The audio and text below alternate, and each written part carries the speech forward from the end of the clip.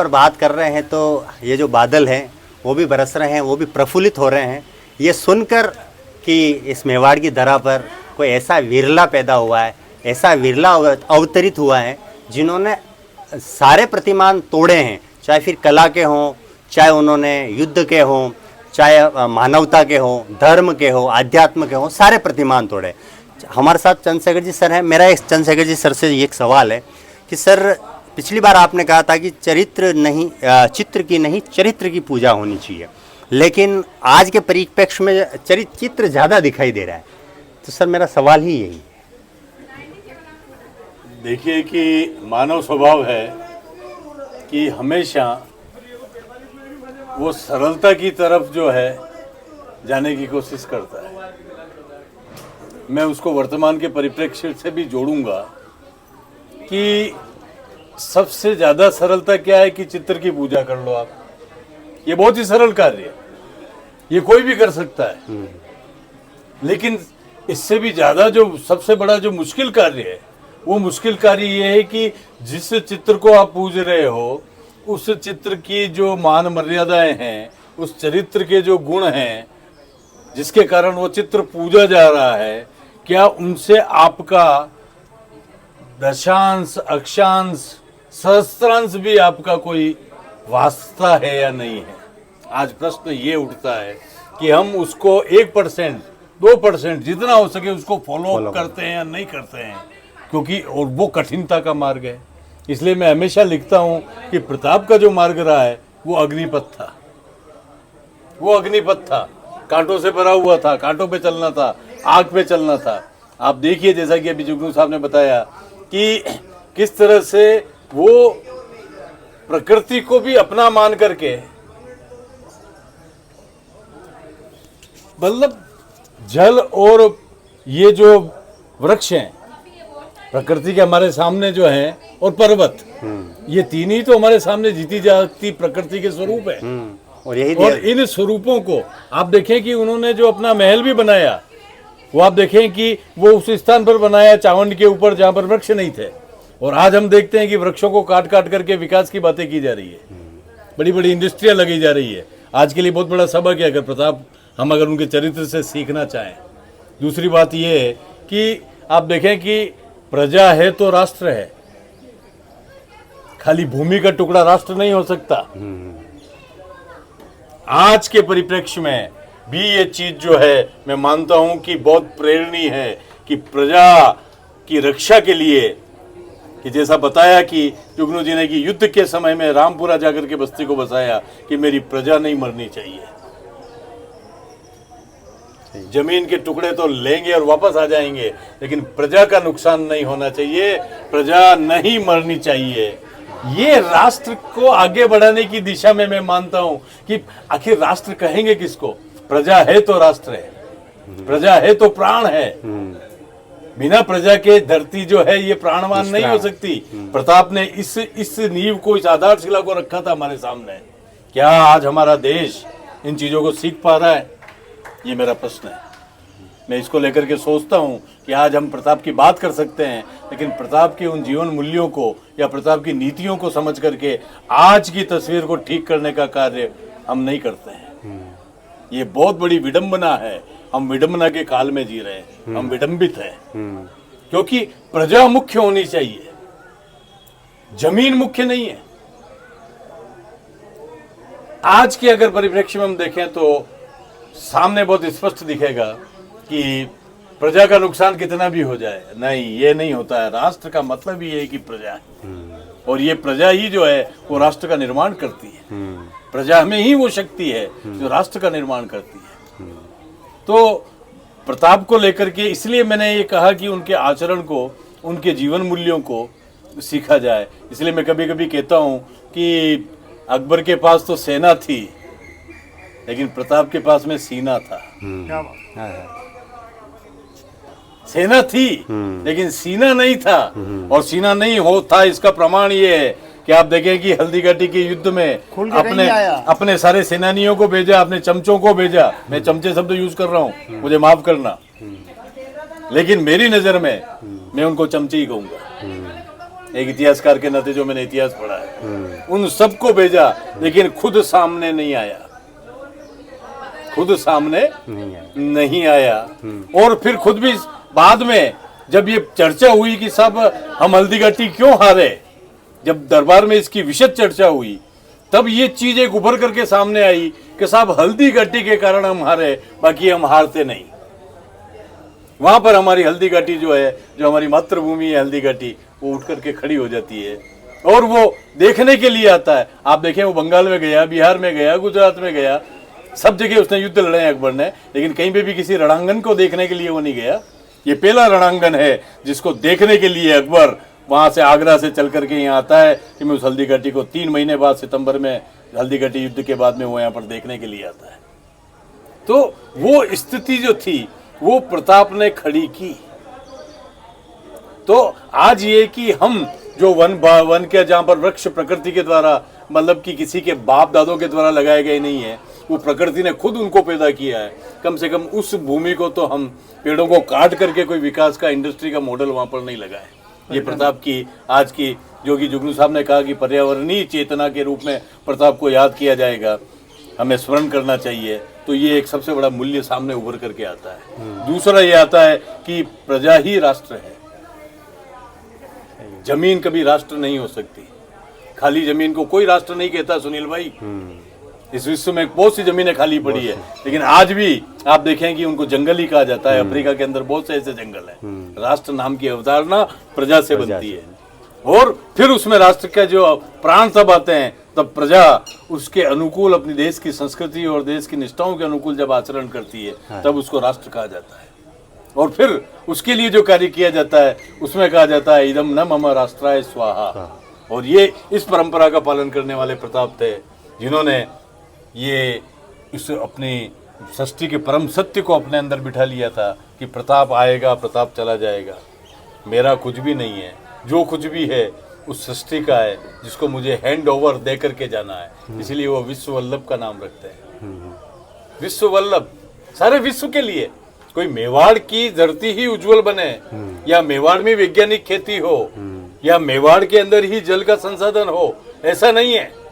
उसकी संवेदना ये है कि पूरा विश्व जो है, वो पूरा विश्व, क्योंकि सारा विश्व जो है वो उन चीजों को अपने जीवन में आत्मसात करे, इसलिए उसका नाम विश्व वल्लभ रखा गया। उसके पीछे प्रेरणा ये काम कर रही थी। और आपने एक प्रश्न पूछा था जुगनू साहब से कि इतना समय उनको कैसे मिल जाता था। आप देखिए कि जो श्रेष्ठ लोग होते हैं वो श्रेष्ठ लोगों का चयन करते हैं। सही है। श्रेष्ठ लोगों का चयन करते हैं। प्रकृति खुद में भी ये गुण विद्यमान होता है कि प्रकृति तो उन्होंने, आप देखें कि निसार दी श्रेष्ठ चित्रकार, उन्होंने टाइटल नहीं देखा, टाइटल नहीं देखा कि ये किस धर्म से है। और वो जो निशारदी है वो हमारे महाभागवत जो है पुराण, उस पर चित्र बना रहा है। और वो भी आज से 500 साल पहले श्री कृष्ण की लीलाओं के चित्र बन रहे हैं, और वो एक मुस्लिम बना रहा है। वहां कहीं ऐसी भावनाएं नहीं थी कि वो कोई उसने इस्लाम का पालन नहीं किया हो। लेकिन आज हम इस अवधारणा में जी रहे हैं कि अगर आज ऐसा कोई करता है तो कहते हैं साहब इस्लाम का पालन नहीं कर रहा है। उसके ठीक विपरीत हम देखें कि हकीम का सूर, जहां पर मैं बोलता हूं उसको लेकर के, जहां पर त्याग तपस्या के कारण चुंडावतों का एक अघोषित आरक्षण था कि हरावल में हम ही लड़ेंगे, अघोषित आरक्षण था, बरसों से चला आ रहा था, परंपरागत था।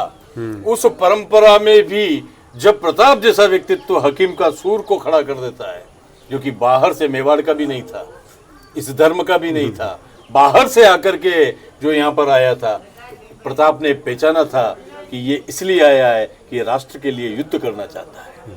प्रताप ने उसके अंदर की जो उसकी जो जिजीविषा थी, उसका जो जीवन था, कैच कर लिया, उसको पकड़ा। रामशाह तंवर के जीवन को पकड़ा कि ये गुलाम नहीं बन के रहना चाहते हैं, ये गुलाम नहीं बन के रहना चाहते हैं, ये उस झंडे के नीचे आए हैं जो स्वतंत्रता और स्वाभिमान और राष्ट्र के लिए झंडा मैंने ऊपर किया है, उसके तले अपने प्राण देना चाहते हैं। उन्होंने प्राण दिए। प्राण वो अपने प्राण वो वहां पे भी दे सकते थे, ग्वालियर में भी दे सकते थे, लेकिन उन्होंने कहा नहीं, मेवाड़ में जाकर के जो प्रताप जो है अकबर से मुकाबला कर रहे हैं, हम सारी शक्ति समन्वित होकर के उस आतताई का मुकाबला करेंगे। ये जो भावनाएं हैं ये हमारे राष्ट्र की भावनाओं को उभारती है और उसके आचरण की हमारे जीवन में जरूरत होती है। जुगनू जी ने कहा कि जल के लिए सबसे पहले उन्होंने, तो मुझे रहीम का एक से दोहा याद आ गया कि रहीमन पानी राखिए बिन पानी सब सून, पानी गए न उबरे मोती मानस चून। तो प्रताप ने आज हम मेवाड़ के लोग कहीं पे भी जाते हैं, सिर्फ आप इतना सा कह दो कि साहब हम मेवाड़ से आए हैं। मैं बहुत पर्यटन करने के लिए गया हूँ और वहां पर जब मैंने इतना सा कहा कि मैं मेवाड़ से आया हूँ, तब मुझे वो डिपॉजिट जो सम्मान था प्रताप का, जो उनके हृदय में भरा हुआ था, वो सम्मान, हाँ वो सम्मान उनकी नजरों में नहीं, उनके व्यवहार में भी वो सम्मान मुझे देखने को मिला। तो वो जो सम्मान मिला तो प्रताप ने इस संपूर्ण मानवता का पानी रखा है, इज्जत रखी है। स्वाभिमान, इस प्रकृति के अंदर पानी को रखा है। महत्व, पानी का महत्व प्रकृति के अंदर है और जीवन भी पानी से ही चलेगा। आटा और जल नहीं होगा तो जीवन चल नहीं सकता। तो प्रताप तो सच्चे मायनों में जिन्होंने कि सद चित और आनंद, सच्चिदानंद, ये ये जो हमारा जो एक विग्रह है इस सारी ब्रह्मांड का, वो सद चित और आनंद में सिमटा हुआ है। सद यानी ये जो प्रकृति है, ये सारी प्रकृति सद कहलाती है और चित्त जो है वो हम चलते फिरते जितने भी प्राणी हैं वो चित्त है।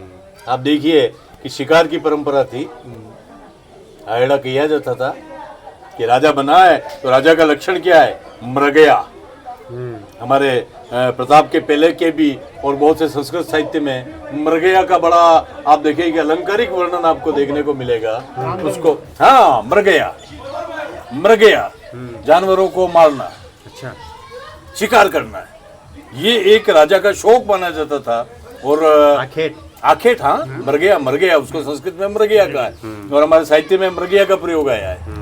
और वही मृगया का जो है आखेट, एड़ो, एड़ो, और वही एड़ो की परंपरा मेवाड़ में भी रही है जो सभी शासकों ने निभाई है। तो प्रताप के सामने प्रश्न आया कि साहब आपका राज्याभिषेक हो गया, कुंभलगढ़ में आपने जो है मतलब कि जो है आपका ठाट बाट के साथ में, ग्लोरी के साथ में राज्याभिषेक हुआ, अब जो आपको एड़ा की जो प्रथा है उसको पूरी करनी चाहिए। तो उस दिन विजयादशमी थी, तो उन्होंने कहा कि इन जंगली पशुओं का शिकार नहीं करना है। पशु कौन है जो अतिक्रमण कर रहे हैं, जो हमारी संस्कृति को मिटाना चाहते हैं, ऐसे कौन है, ऐसे मुगल हैं। इसलिए उन्होंने कहा कि आज मुगलों का शिकार किया जाए। इसलिए जाकर के उन्होंने अचानक दिवेर की जो मतलब कि पुलिस की जो वहां की जो मुगलों के सैनिकों की एक छोटी छावनी थी, थाना जिसको अक्सर इतिहास में थाना कहा गया, मैं उसको छोटी सी छावनी जो होती है, क्योंकि उस अजमेर मेरवाड़ा बॉर्डर पर वहां से दिवेर से लेकर के कुंभलगढ़ तक फैली हुई थी, कुछ कुछ किलोमीटर की दूरी पर वो थी, ताकि ये यहाँ पर जो तीन जो मारवाड़, मेरवाड़ा और मेवाड़ सेंटर, वो तीनों उससे टकराती थी। तो उसके लिए कि आज शिकार इनका किया जाए, और वो अचानक आक्रमण जो है वो रात्रि बहो कहा गया। जो अचानक आक्रमण होता है रात्रि के समय होता है, वो रात्रि बहो होता है। के लिए ये चीज सीखने की जरूरत है, लेसन है। प्रताप जयंती में 485वीं जयंती में ये लेसन है कि शत्रु को सावधान करके फिर क्या आक्रमण करना। ये लेसन है और ये चीज हमें देखने को मिलती है। तो प्रताप ने जो शिकार की जो परंपरा है, वहां उन्होंने कहा कि ये वन्य जीव प्राणी जो है इन्होंने क्या किया है, कुछ नहीं है, इनको क्यों मारा जाए। चीना खा के आप देखें, आप है ऐसा व्यक्ति कि जो बता रहा है कि नहीं ये तो प्रकृति के अंग हैं, इनका शिकार नहीं, शिकार उनका होना चाहिए जो राष्ट्र के घातक है। आप देखें शिकार के मायने बदल दिए प्रताप ने। तो ये सारी चीजें जो है वो कहीं न कहीं मैं उस आचरण को लेकर के चाहता हूँ कि हम चित्र पूजें। चित्र हमारे सामने एक प्रतीक के रूप में होता है, लेकिन चित्र पूजा हमारे यहाँ इसलिए शुरू की गई, मैं मानता हूँ कि मूर्ति पूजा हो या चित्र पूजा हो, ये जो हमारी संस्कृति का एक हिस्सा है, चला आ रहा है, ये इसलिए शुरू हुआ कि हम उसके बहाने से, बहाना तो प्रतीक का ही होगा, लेकिन उसके बहाने से कहीं न कहीं उस आचरण को हम जीवन में घोल करके पिएंगे और हमारी कार्यशैली के अंदर वो आचरण आएगा। बिल्कुल सर से काफ़ी मन तो बड़ा अच्छा गदगद भी हो रहा है सर, माहौल भी अच्छा है और प्रताप की ऐसी प्यारी प्यारी बातें जिनको हम सुनने से चूक गए थे, सर ने बताया, आप भी बता रहे हैं। मेरा एक छोटा सा सवाल है सर, हर मेवाड़ी प्रताप को पूर्ण रूप से समझना चाहता है, जानना चाहता है, लेकिन विवाद तब आ जाता है कि जब जन्म जयंती ही लोगों को पता नहीं होती है। कोई आधे लोग उस जन्म जयंती पे मना रहे हैं, उस पे आधे मना रहे हैं। तो इसके लिए क्या ऐसी चीज़ हैं जिसको पढ़ें तो वाकई में प्रताप की वास्तविकता का लोगों को पता चल सके? ये बहुत गंभीर सवाल है और मैं इसका स्वागत करता हूँ। आजकल हम लोग जयंतियाँ जिस तरह से खड़ी कर रहे हैं वो एक अनुमान होता है, क्योंकि पहले जन्म तारीख नहीं बताई जाती थी। हमें अपनी नानी की जयंती जिस भी दिन मनाई जाए, प्रताप के जो कुंभलगढ़, चावड़, चित्तौड़, कई प्रसंग हैं जो हम लोग मना सकते हैं। बल्कि मैं तो कहूँगा कि प्रताप के स्मरण के लिए कभी किसी दिवस की आवश्यकता नहीं है। वो तो जब भी हम याद करें, मेवाड़ प्रताप से हैं, प्रताप मेवाड़ से हैं। सूर्य झुक गए कलाधर और झुके गगन के तारे, निखिल विश्व के शीश झुके पर झुके न तुम प्रताप प्यारे। तो ऐसा अनम्र व्यक्ति आप जिस भी दिन याद करें, ऐसा कौन सा प्रसंग है मुझे बताएं। हमें यदि सहिष्णुता सीखनी हो तो प्रताप से, मानवाधिकार सीखना हो तो प्रताप से। जो भी योद्धा काम आ गए उनको प्रताप ने खत लिखे उनके बेटों के नाम, तुम्हारा पिता मैं हूँ, थारो बाप जी मुँह, तू इन्हें पेता में भेज दीजिए, यानी मेरे पास भेज देना। कितनी सुंदर सुंदर सबको चिट्ठियाँ लिखी गई, वो चिट्ठियाँ मौजूद है। तो मानवाधिकार की प्रेरणा, पशु प्रेम की प्रेरणा, जानवरों, चेटक जैसा घोड़ा। सर वही खोड़ी इमली वाला सर। खोड़ी इमली वाला प्रसंग क्या नहीं था साला। वो प्रताप 3 टांग पर उस अमर प्रताप को ले गया निकाल के, प्रताप का नाम अमर कर दिया। चेटक भी ऐसा, पशु जाति के इतिहास में सबसे बड़ी छलांग चेटक की। ऐसा पशु प्रेम का आदर्श, गांव दान के आदर्श प्रताप का नहीं है। इसलिए यदि वो गंभीर होकर कर्नल जेम्स टोड कह देता है कि इन अरावली की घाटियों में ऐसी कोई घाटी नहीं जहाँ प्रताप के पग नहीं पड़े हो, प्रताप की प्रेरणा नहीं हो। मेवाड़, शेखर बाबू ने बहुत सुंदर बात कही। देख, हम आज कहीं भी जाते हैं तो मेवाड़ के नाम से लोग याद करते हैं। वो प्रताप ने जो पुण्य हम लोगों को दिया वो लौट के आता है। महापुरुषों के व्यक्तित्व की यही चित्तौड़ चमत्कृत है। प्रताप से कुंभलगढ़ कुंभ जैसा स्थल है। प्रताप से उदयपुर उदयाचल का मस्तक है। प्रताप से चावड़ चमत्कृत है, चमक लिए हुए है। प्रताप से ये अरावली अद्भुत है, अविस्मरणीय है।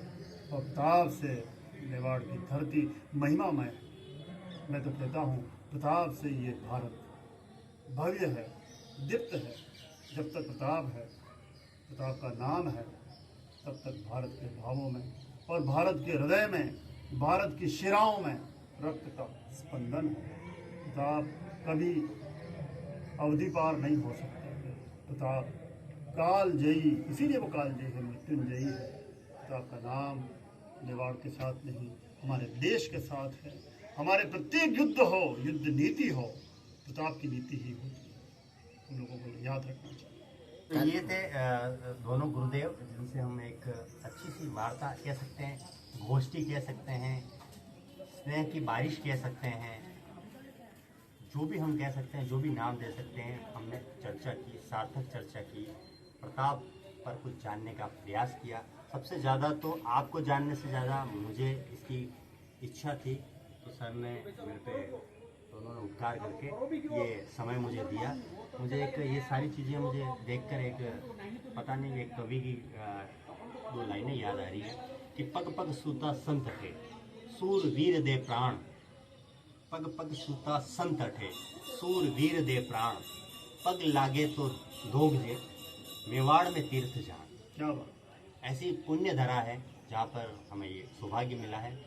फिर कोशिश करेंगे हर बुधवार को सर के साथ में एक छोटी सी चर्चा करने की, अलग अलग विषयों पर, अलग अलग विषयों से बातचीत करने की। तब तक के लिए इजाज़त, शुक्रिया, धन्यवाद, जय हिंद।